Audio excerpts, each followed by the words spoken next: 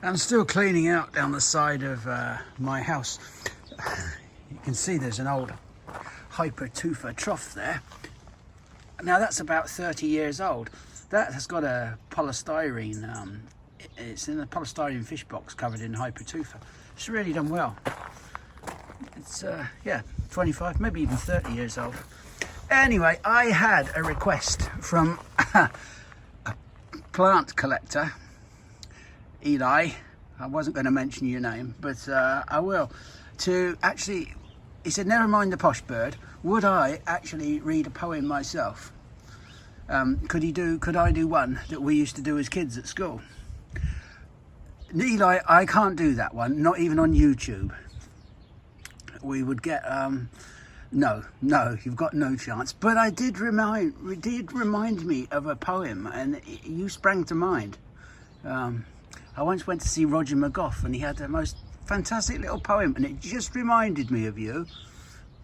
It went something like, out of work, divorced, more often pissed, he aimed low in life and missed. The Royal Horticultural Society have said we are in crisis. The industry is lacking youngsters coming through.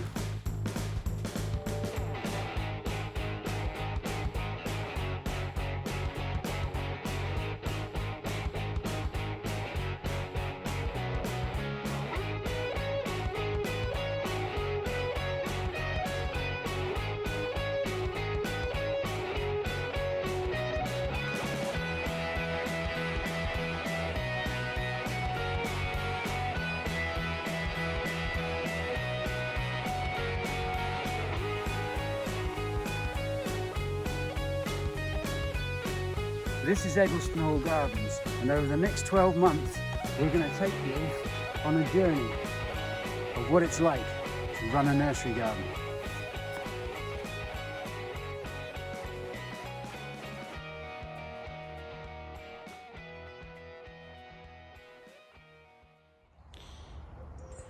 It's the start of another week. Week 48, I believe. Now, these ferns here, these are all going to go up on the wall at some stage.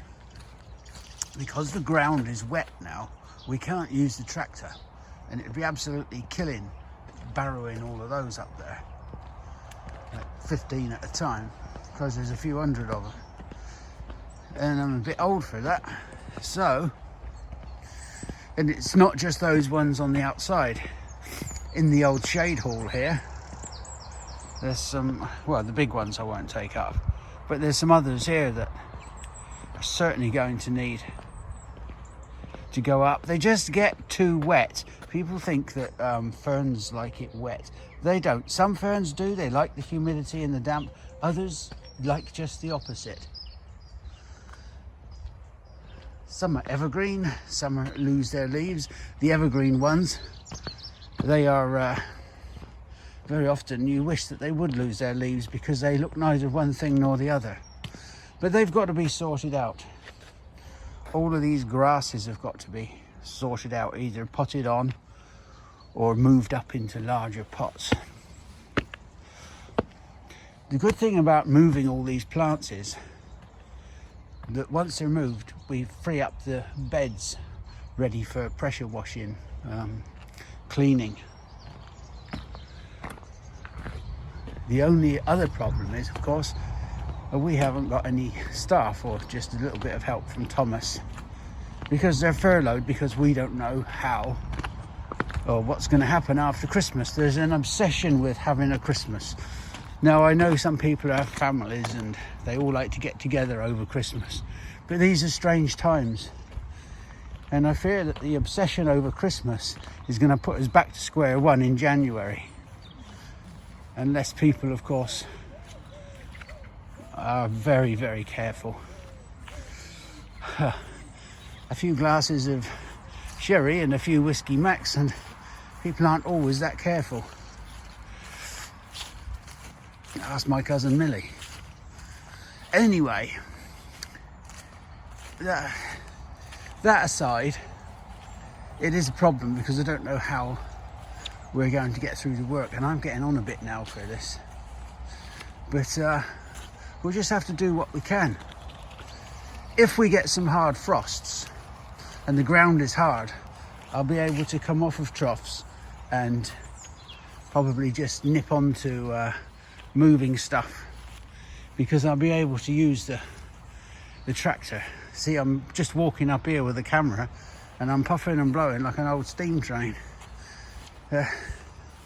So barrowing barrow after barrow of ferns up here is not really an option. But we have found that placed along the bottom of this wall, up this top end, just at the back, a double row, they really thrived. So that's something we need to do. This bed is now cleaned. We have a few hundred maiden fruit trees and ornamental trees coming in from the field. So they're all ready to go. They'll be tied up on here. We can, of course, go along the outside of the wall and then bring them in from this door, which is why we have this bed up here, like way out of the way.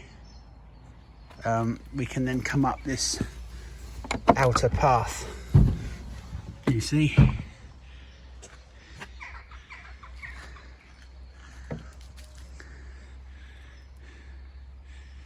Yeah, that's really helpful.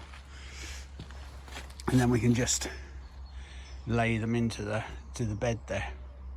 We could probably do that with the ferns, but they're already on soft ground.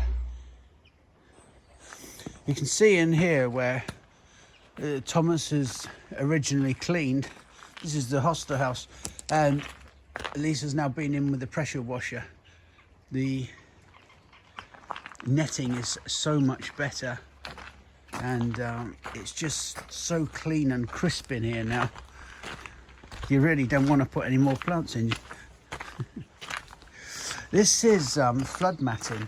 Now this was a stuff called bottom-up matting, and it came from Australia because they have to conserve water out there, and it consists of a black plastic layer on the bottom.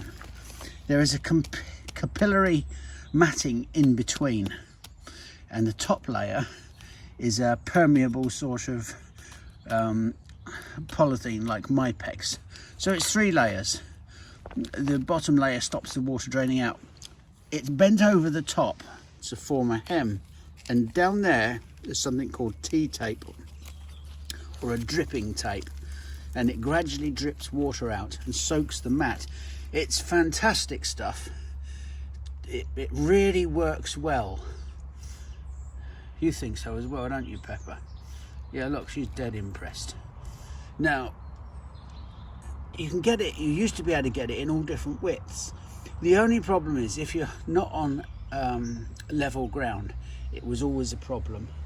So I bought a few rolls when it was being sold off, because they stopped doing it.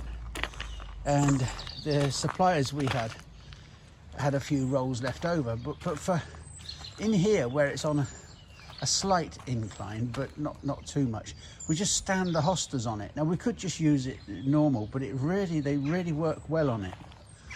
Unfortunately, these are very narrow strips. These were for the Plantsmans corner nursery, but they're left over, so we just put a few of them down here for the hostas. It just adds a little bit of moisture and gives us a bit of relief from watering. If we give them a good water, the water that misses the pot or hits the foliage and goes down the outside of the pot, it just goes onto this flood matting, and there's this dampness that the plants can pull on. It's really good. I would like to have used it more, this flood matting, but the site here, because it slopes both ways, it's really not the best method for us because of site, not because in principle it doesn't work well. It really does. There are a couple of other little problems with it. You do, if you're not careful on larger pots, the pots can get a bit too wet at the bottom. But as long as you don't overuse it, and it's really good. By overuse, I mean overwater it. On the tree here, on our A to Z of apples, this here is a little variety called Ashmead's Kernel, and it's a little russet type apple, quite small, and while it's edible straight off the tree, and I mean this is late November and they're still on there now, but it is a much better apple if it's just stored for a couple of months in a dark place. Wrap them in paper, they go a little bit softer, and the flavours are actually really, really very good. I remember it from years ago, around February, March time, you could go into what we had, an apple store, and it was one of those that was a very, very tasty apple. It really was nice. I can't describe the taste, but it's very good if stored. The thing with a lot of apples is that they aren't best picked straight off the tree. I know they're crunchy and they're sweet, or they're sharp, or they're soft, or they're mellow flavoured, but most apples are better off just stored for a while. And some of them you can store right through till May. Bramley, Lord Derby, are good storing apples. Forget years ago we didn't have things to spray them with, or to help preserve them, and we didn't have cold storage. You just tended to have apple stores in buildings which were dark, cool buildings, and the apples would be put on slatted trays, one on top of the other. This allowed the air to get around them.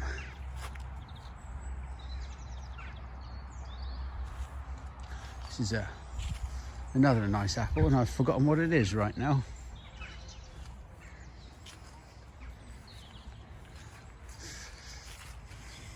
I believe it's John Gold or John Red. The young Pieris are taking on some nice colour now. This is Little Heath Green. I've said before, it's one of my favourites. This is straight Little Heath, which is a dwarf Pieris, and it's variegated but lovely dense foliage, much smaller leaves. There's the green, which doesn't look very green at the moment, but that's its winter colour. It's green through the summer. And there's just the plain Little Heath. Very nice. This is another a newish one on me. It's called Prelude. Again, it looks like a small or growing one. Let's just have a look. Yeah, compact and mound forming. Grows to about 15-18 inches. Very nice. Spring foliage, reddish pink, turning green thereafter. White flowers. Because people have small gardens, there's with plant breeders, there's an impetus now to grow dwarfer plants.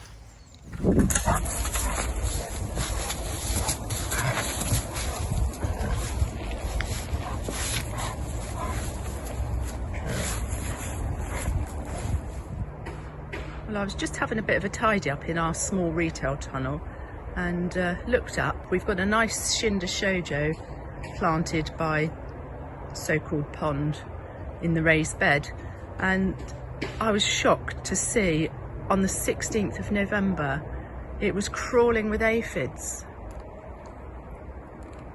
They're just going up and down the trunk. It must be so mild that they've hatched out early. Normally they'll hatch out in the spring, they hatch out as the bud of the acer opens. So it saps all the they sap all the goodness out of the new buds and just sort of spoils the plant really. Normally it's not too bad because we get quite a lot of ladybirds that pick them off, but I can't see there's any ladybirds about this time of year. There's definitely aphids. Just have to wait and see what happens. Hopefully when the cold snap comes it'll finish them off.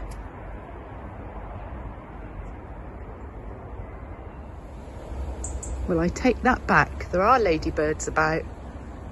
And he's found the Shindashoja with all the aphids on.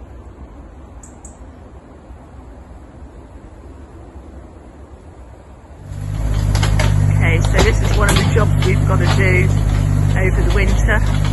Although it's more like spring. This is the forgotten corner where we stacked all our pots. And it's got so overgrown in the last few years where it's just been a bit neglected. It's where the corners are planted. So hopefully we'll rescue those from the brambles. They'll look a lot better when that's done. But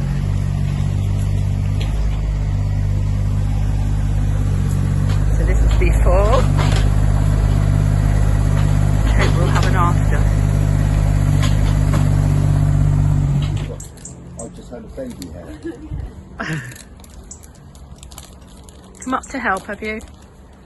Come to give your orders. Oh dear. Come up to help, Bo. Are you going to say hi to Nanny?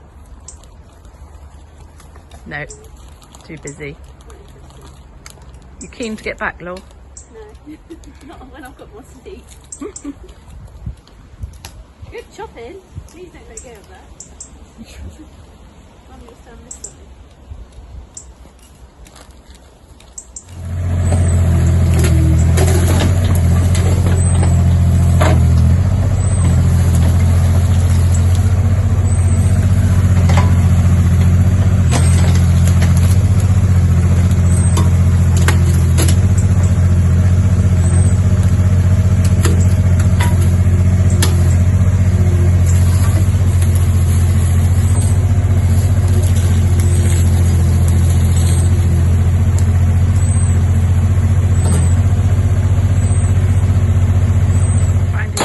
Buried treasure.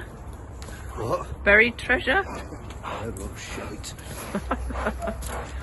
Another forgotten corner that's got to be cleared out. Laura's old bicycle there. Yeah, can't do that. Lots of rubbish. That's where the pots were, but they've gone round the front in the bit that was cleared last week. Straw bales, tractor tyres. Lots of roots, lots of rubbish.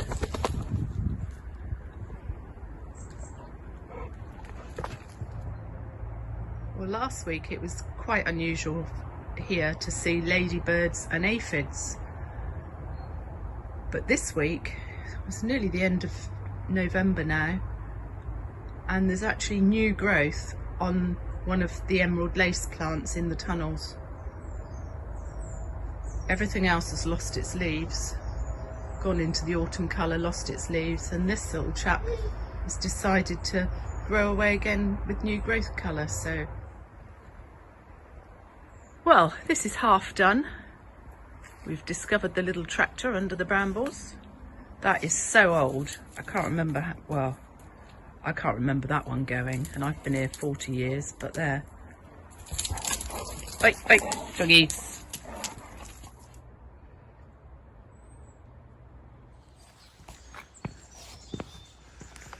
Thomas has turned the radio off so we don't get done for copyright fraud or whatever. Go on then. Right, well, what I'm doing here, I'm just getting these little eryngiums, or the sea hollies, tidied up for going inside. This is a lovely variegated form called Jade Frost. I think it's Eryngium planum. You see there, when the new growth comes through, it almost has this lovely pink tinge to them, and then as they mature, they just turn more of just a nice clean cream and green leaf. But I'm tidying these up and putting them inside because it's not that they're not hardy, it's just with any of the perennials that we tend to put inside for the winter, like the eryngiums, the lobelias and things, it's not the temperatures that buggers them, it's the winter wet that we get here. Because if we left these outside on a bed of mypex and in the pots, there's a chance that they could just rot off one by one. So a different situation if you had them in the ground, but when they're in pots like this, there's just a bit more of a chance. And this Eryngium Jade Frost, it has PBR and it's a bloody expensive bastard to buy. So it's not, there's no point risking it really when we have the space indoors. The one to be in really. Yeah, they are, they're nice plants though, they've done well, haven't they? Yeah, really. There's not to be overlooked that the flower is a really good Eryngium flower that can be dried. That beautiful blue sea holly.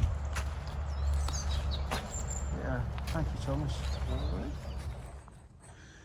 I'll show you this one. This is the one I'm really pleased with, and this big one at the end. And I can show you this one in its half completion stage last week because I filmed it and I thought I would hold it back. Again, we're just using a box here, an old fish box that they chuck away in supermarkets and things. You see I've put some holes through. It just helps to bind, you push it through and it forms like a plug through from one side of the hypertufa to the other. Acts like a rod and just makes it easier. You can see how these are quite helpful. They have a lip on as well, and the hypertufa sits on there nicely, and it binds itself across at the top.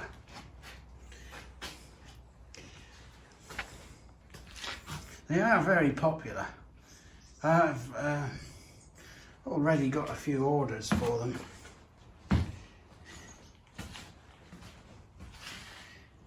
These little ridges are very effective. They do give it the look of it having had another use, which is all part of creating that impression that it's a proper stone trough. It's also important that none of them look exactly the same, which is why I don't use moulds. It would be very easy to make a mould up, but because I do them by hand, they are. I just find each one is quite unique and has its own little quirks and things. Some of the berberis, young berberis, are still holding their leaf quite well. This is a lovely little red one. It's we have one usually called Admiration, but this is a new one on us called Coral. It's really turning a very, very nice colour. The Nerines are coming to an end, but just coming into its own is the Mahonia. As I think I may have explained before, this is one that we cut back from about 12 foot to about 3. You can see here where it was cut back last year, and it's really busting out all over now. So I used to be a bit sniffy about Mahonias, but they certainly do serve a purpose. And this one, I believe, is something like Winter Sun. And it really does. I mean, it's a dull old dark late November day. It's about the 28th, I think. But it's beautiful. A real good splash of sunny yellow. Whereas everything else is dire and dreary now.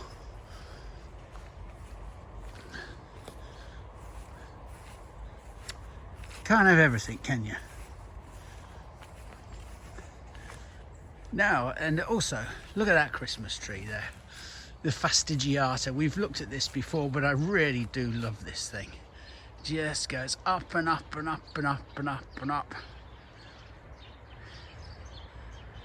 It must be over 20 foot tall now. And just one long column. I really like that tree. Must have put on 3 foot this year. Easy, that top extension growth is easily 3 foot. This Spanish fir, the Pinsapo aurea, this is really lovely this time of the year. It's that lovely bicolour effect.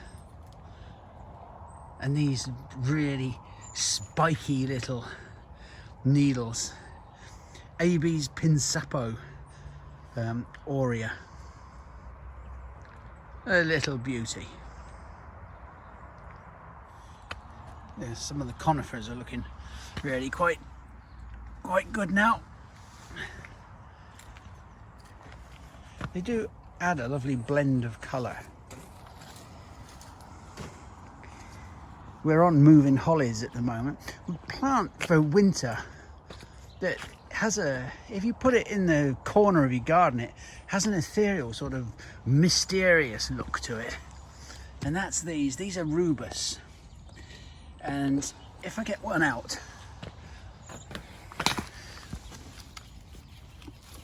let's have a look. There's a Physocarpus there coming into flower. That's bloody weird. Anyway, never mind. It shouldn't be having its leaves on it, alone coming into flower. This rubus, we just get back to this. This is Rubus tobeticus. It's exactly the same as Cockburnianus or Coburnianus. Everybody laughs at that one, so it gets a bit. Never mind. Right. Like all, even like an ordinary blackberry, it's a blackberry family. You cut these stems down next year and new stems grow from the base. So you enjoy these white stems over the winter and cut them back in the spring, maybe March time, and all the new ones come up. When they come up next time, they'll be a good 4 or 5 foot tall. They can grow quite large. And then the following winter they turn white again, and you just repeat the process every year. It has a lovely sort of dissected foliage, and I'm trying to remember, it was one of discovered in China by Wilson, 1904. Yeah, it's a lovely thing. As I say, it grows to about 5 or 6 foot once it's mature. Each year the growth, and you'll get maybe 12, 15 stems like this. It suckers around, or as you've seen in another video, you can chop them up. They're not hard to do. I think it was last week. I can't remember when it was. Well, this time last year, I think Thomas was chopping them up with a machete. If you're looking for a really nice little dwarf conifer, this is a little beauty. I really like this one. It's new to me. I don't know where Thomas got it from, but this is it used to have a name, something like Aniek or something, but it's a Thoya occidentalis, and it's called Sienna Sunset, and it really has a lovely little mound of this burnt umber sort of foliage. It's a lovely thing. Only grows to about 40 centimetre each way, and that's you know, that's a 10-year height. So yeah, I think it's a lovely little thing. I might even consider putting one of those in one of the troughs and then putting some alpines around it. Yeah, nice little Thoya, that. I quite rate that. Neat and tidy. Not like you. She's been troughed this morning. So I have all of my dogs have a habit of rolling in fox shit. If they find any fox turds, they have to roll in it. If it's not fox turds, it's something dead, particularly moles. If they find a dead mole, they just roll around in it. I think they think it disguises their scent.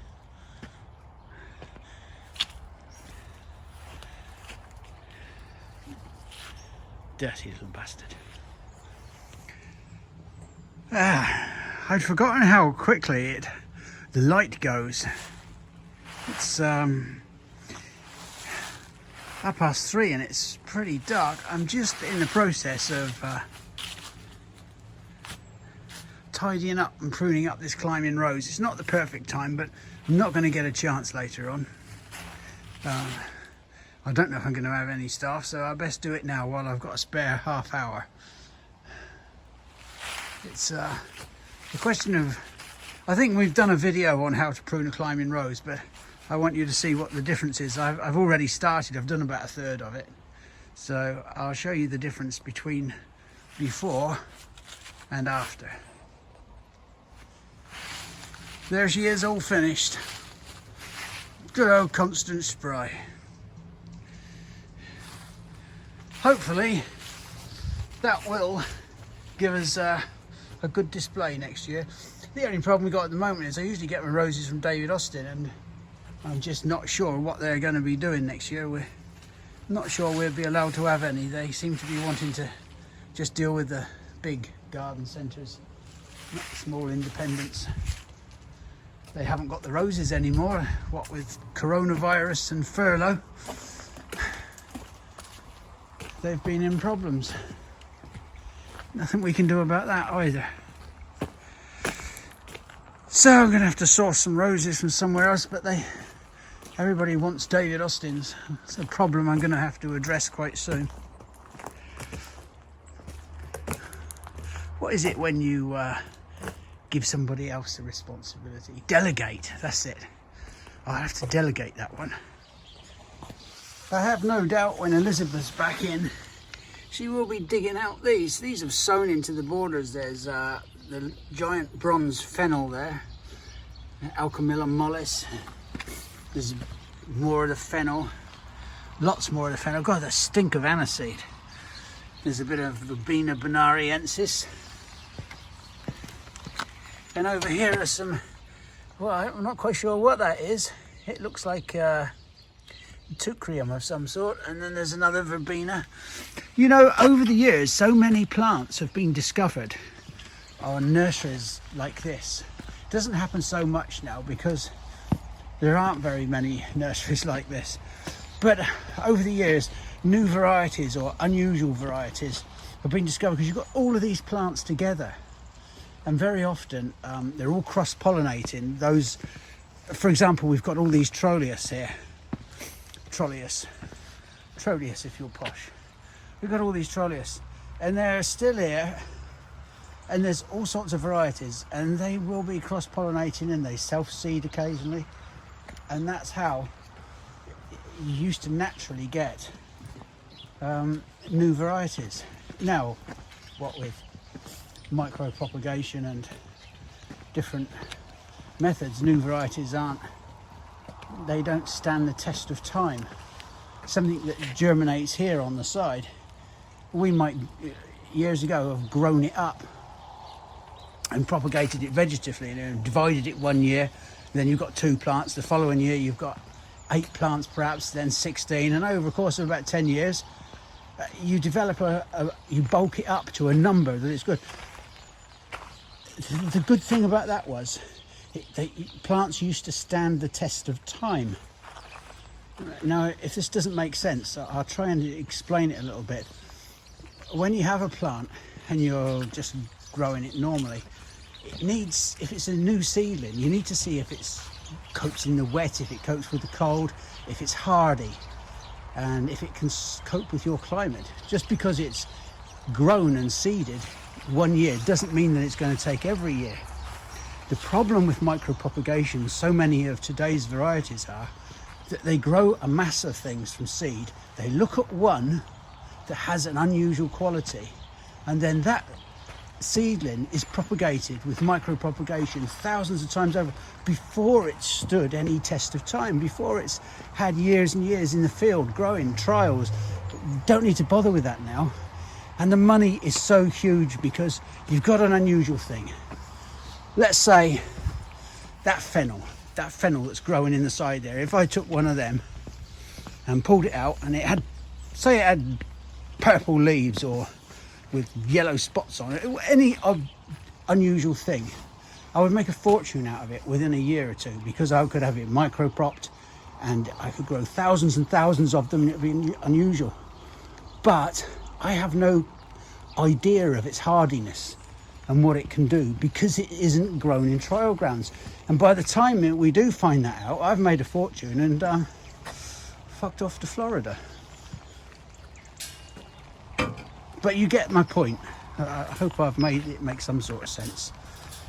The old-fashioned way of growing things used to be slow, but it was more precise with hardiness of plants.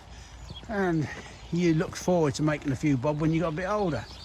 But now it's very quick and easy. Lots of nice new modern varieties, but they do not have that test of time. The provenance is unknown. You know, we might know that it's where it's come from, but we don't know how well it lasts and which of its parents it takes after.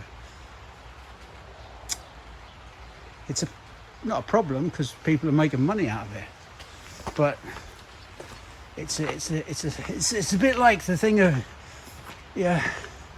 taking an old plant, giving it a new name, and putting plant breeders' rights on it. It's open to so much abuse, this system. Most of these here were self-sown seedlings,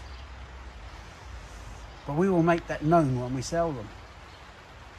And we're not cloning one for any unusual reason. They are just seedlings. That's the fennel, of course, I'm talking about.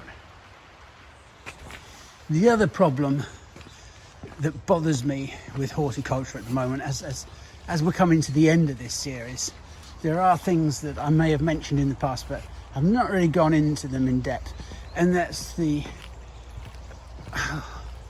thing that the Dutch, I don't know whether we've gone through this, but a Dutch grower told me that if it wasn't for growth retarding hormone, the Dutch industry would be dead, the horticultural industry, because everything is soaked in the stuff. What it does is it creates a longer shelf life if a plant is in flower, or it stops it growing too tall and leggy in the pot, as most naturally grown things. Some of our plants look leggy in a pot. That's because they're grown naturally. They are trying to do their natural thing and grow to the genetic to the genetic makeup that they have. But when you start putting growth retardant hormones on them, you're interfering with the natural course of things. We're already doing it by putting them in pots. I mean, that's hardly natural at the best of times, but some plants cope with it well. But the constant use of these soaking plants in hormone just to make them shelf worthy, I don't think it's good. I don't think it's good for the environment. I don't think it's good for the plants in the long run. They look good. You see them in the garden centres, they look fantastic, you know. And sometimes when you plant them out, they take a year to recover because they just sit there, or they're all out of sequence in their flowering times for a year or two. I don't like it, and I have no interest in it now because I'm retiring, but I do worry about the overuse of it. And so many of the plants from Holland now, they come from China and Portugal and Spain and Italy, because it's cheaper for them to get them there from these places than it is to be growing their own.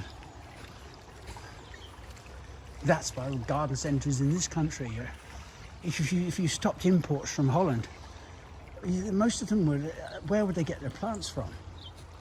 This is Bowley's visitor centre.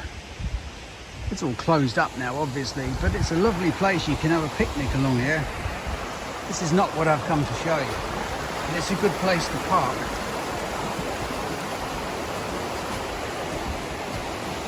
A little river for kids to paddle and play in the summer.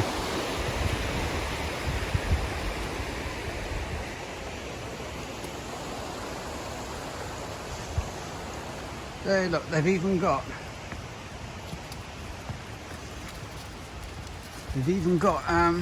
handrails for us old farts.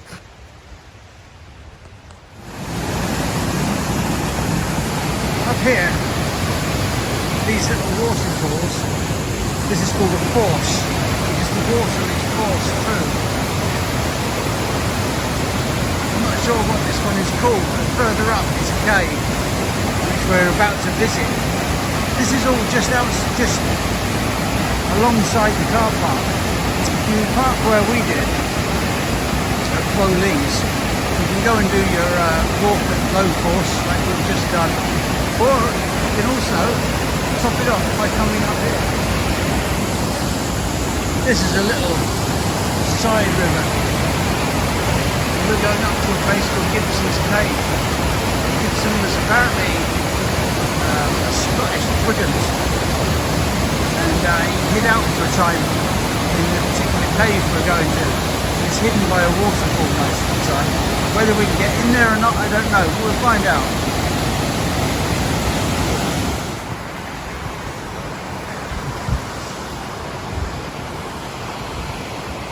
Again, we're just heading out of the dark woods and into the sunlight.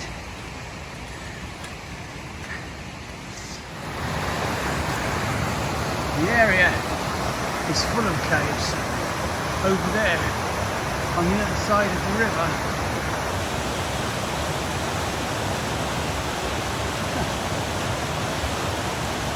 These are good ones. Deep into the hillside.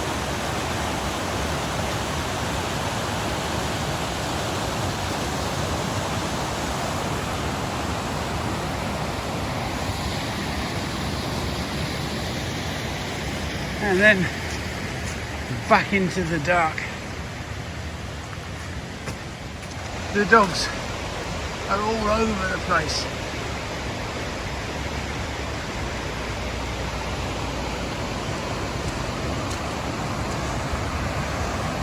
I have not been to Gibsons Cave for about 25 years now. There it is in the distance, behind the waterfall.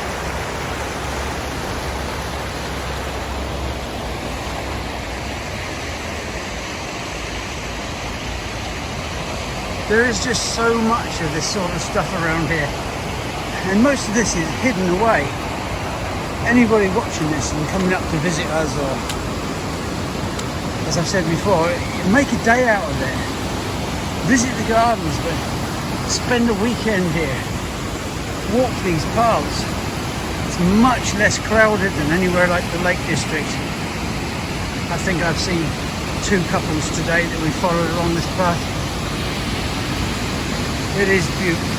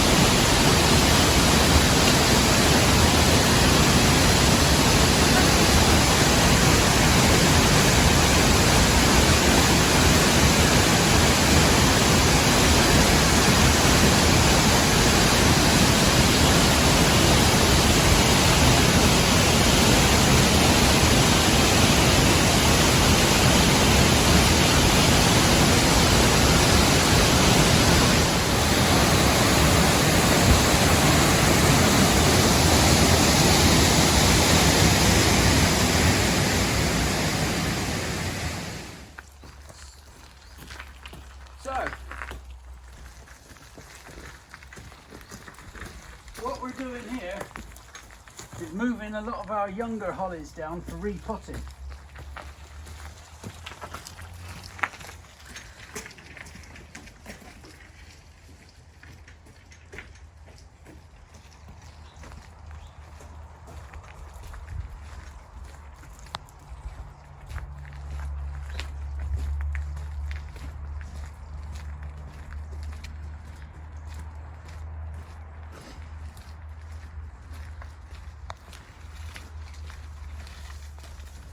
Keep up, cameraman.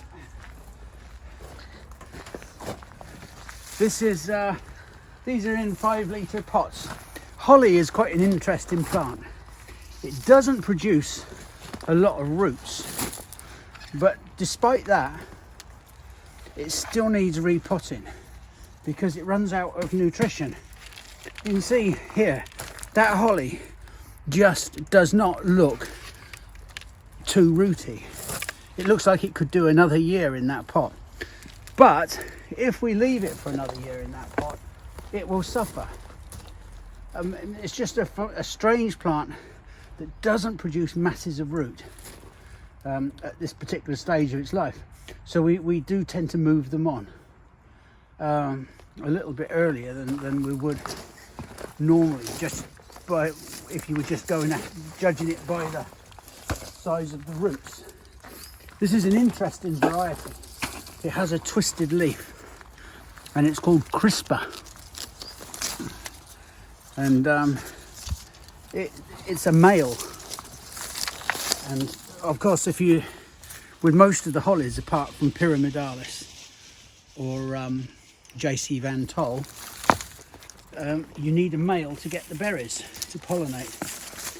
The two that I mentioned, Pyramidalis, JC Van Tol, are self-fertile.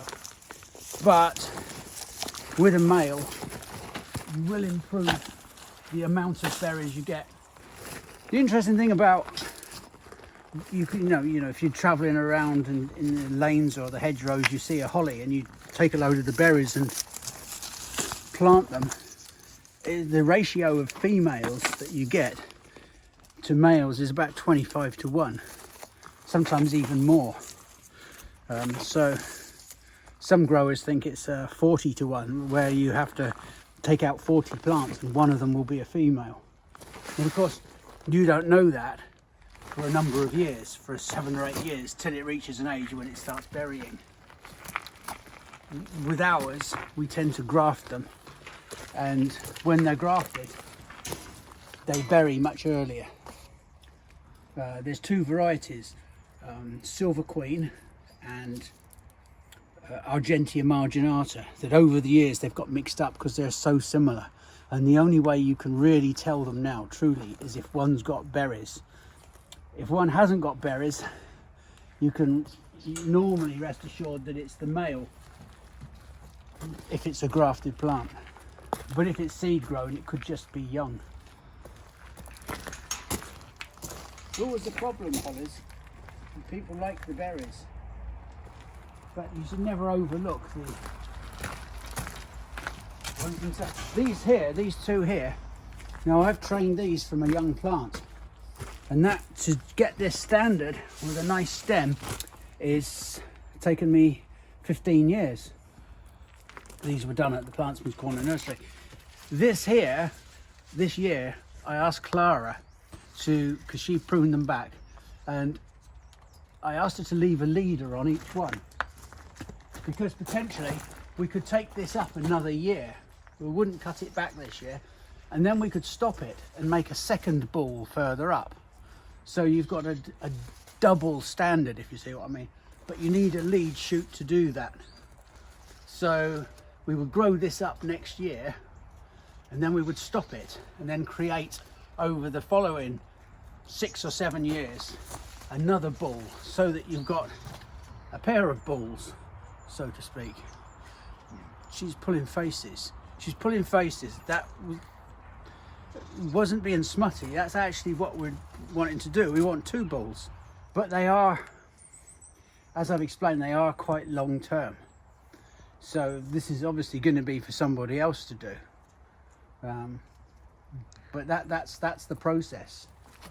But if we've taken 15 years to get this, I imagine another 6-7 years to get a. You wouldn't want a ball exactly the same size. You'd want probably a ball that size, and then one maybe half the size, and then I would be tempted to go up one more and do a third ball. You know, do you see? Do you understand what I mean? We have a large ball there, something about 60% of the size next up, and then something a third of the size up, so that it's sort of like a pyramid of balls. I don't know if I'm making that very clear, but that's what my initial plan was to do. But like all things in gardening, you just run out of time.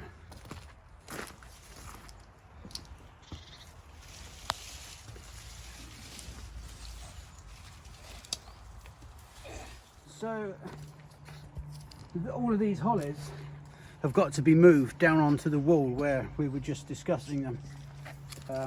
There are some absolute beauties here. This is one called Silver Lining.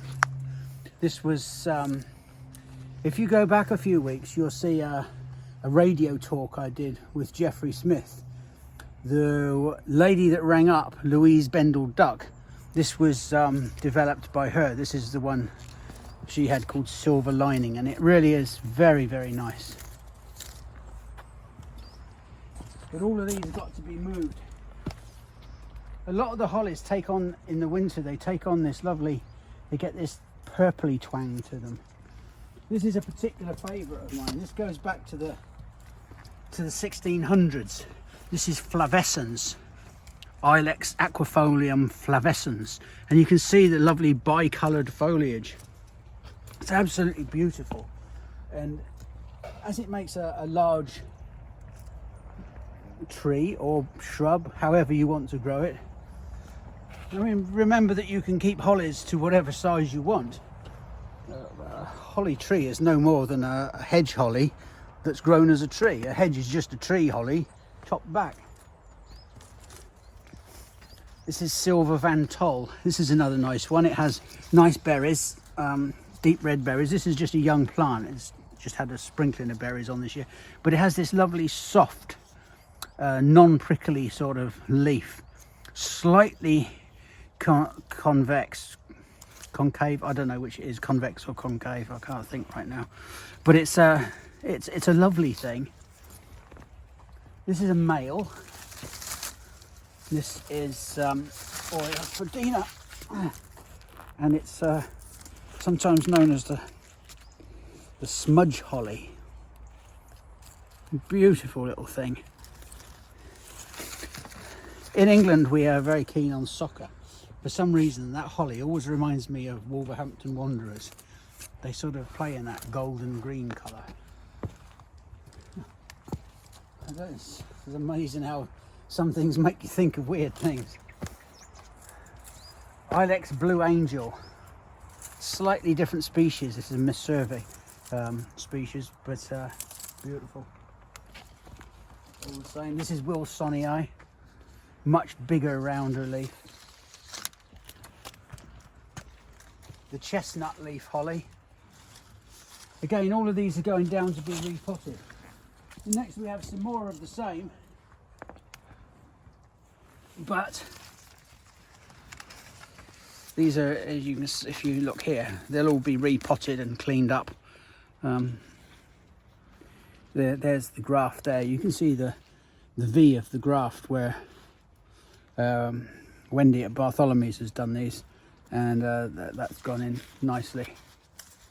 This is Camelliifolia, very camellia-like leaves, beautiful holly.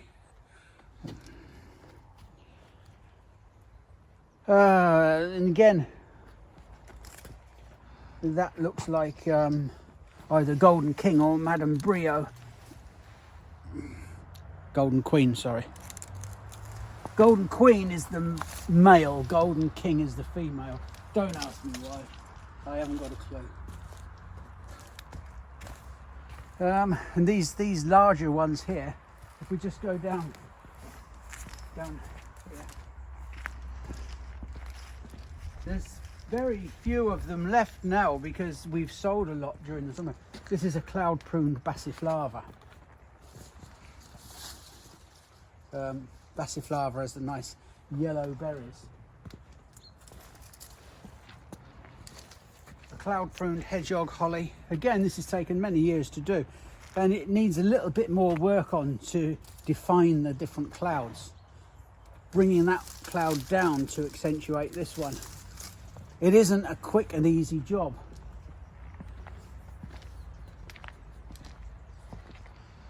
And this is a very nice flavescens grown as a little shrub on a leg. That's really nice. You can prune that any way you want.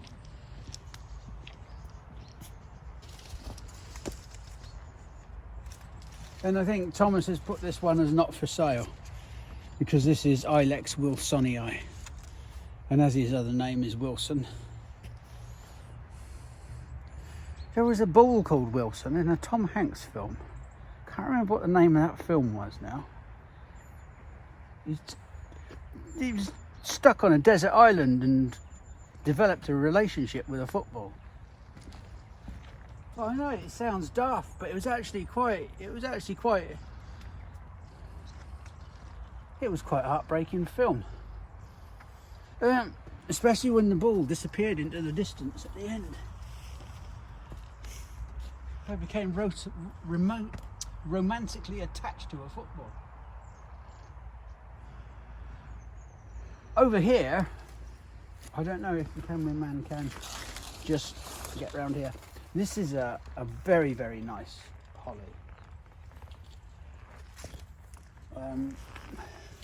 This is not for sale. This is has an unfortunate name of Fukurin.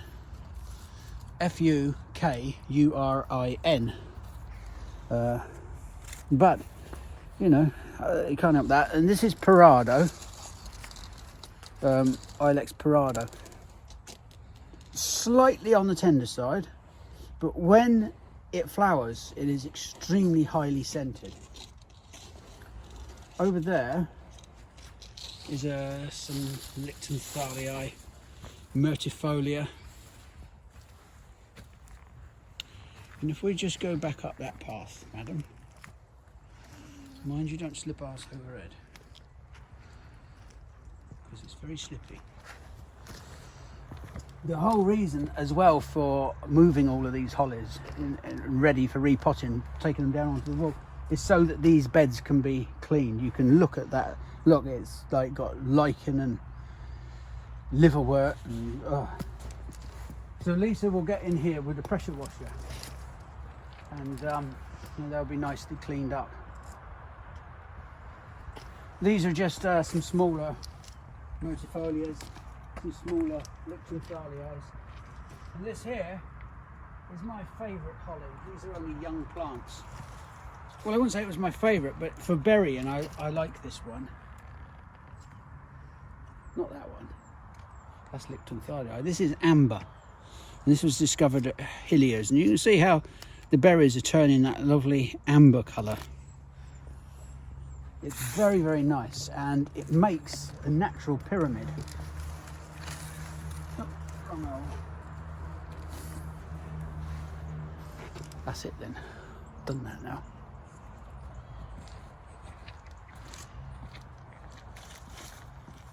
And just finally, these are the last two I have left. But these are hedgehog hollies. You've seen them before. There's a couple down by the cottage. And again, it's a nice holly. It's a male, and you can see it's got these. It's called the hedgehog holly because it's got these prickles on the top. It's a beautiful thing, but again, these two are £125 each. But you have to remember that's quite expensive. But they're 15 years old. That's 15 years of fiddling and farting about. And you know, fiddling and farting comes at a price. The bloody pot's worth 15 quid. That's about it, really. I mean, the actual proper name of it is Ilex Ferox aurea, variegata aurea. It's the golden variegated hedgehog holly. I've got a headache now trying to say that lot. I'm feeling festive. If I don't get some of this holly, the bloody birds will have it. What I'm trying to do is prune some of the other bits back. And we prune it to shape. So it does two jobs, otherwise it just gets too wide.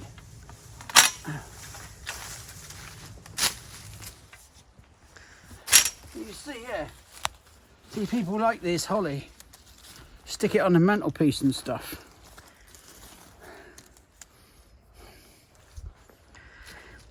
You could, of course, just get some of this lower stuff. But this isn't so popular because you can see it's got lemon algae on the top of it because it's all skanking. You look at that there, see how some of it has got algae on and some of it's looking nice and green, the older leaves. You'll just have to have it like that. Does your mother want some of this? Well, you're going to take it to her today then? No. You get a shepherd's pie for that. It's a dark old November day, quite mild but quite grey and sombre, and I've been walking around looking at all the plants and things that are feeling very tired at this end of the year, and thinking about how we traditionally around about now start taking plants from outside indoors to cheer us up. Lots of things really that you can find in the gardens or just foraging in hedgerows and things, but there's moss for wreath making and fir, holly, eucalyptus, anything with berries, just anything that's bright and that might sort of lift the gloom that winter can bring. I'm looking at a poem today from a poet called Christina Rossetti, who's a 19th century English poet. She wrote a lot about nature, and this one's about plants and flowers and wildlife too, and holly. A rose has thorns as well as honey. I'll not have her for love or money. An iris grows so straight and fine that she'll be no friend of mine. Snowdrops like the snow would chill me, nightshade would caress and kill me. Crocus like a spear would fright me, dragons' mouths might bark or bite me. Convolvulus just blooms to die, a windflower suggests a sigh. Love lies bleeding makes me sad, and poppy juice would drive me mad. But give me holly, bold and jolly, honest, prickly, shining holly. Pluck me holly leaf and berry, for the day when I make merry.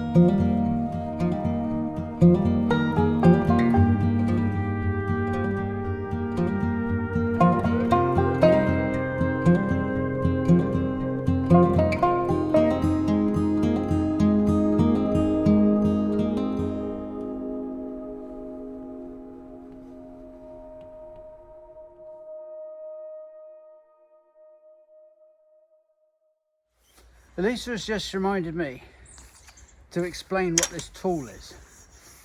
A lot of people don't like going up ladders. And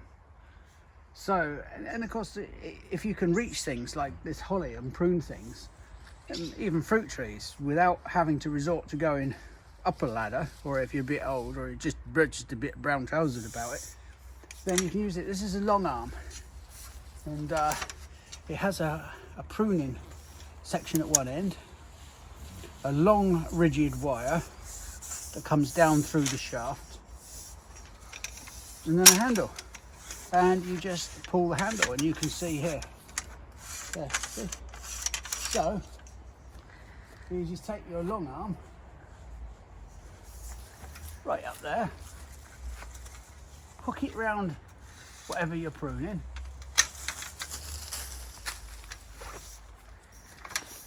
job done. Another bit of holly, another shepherd's pie.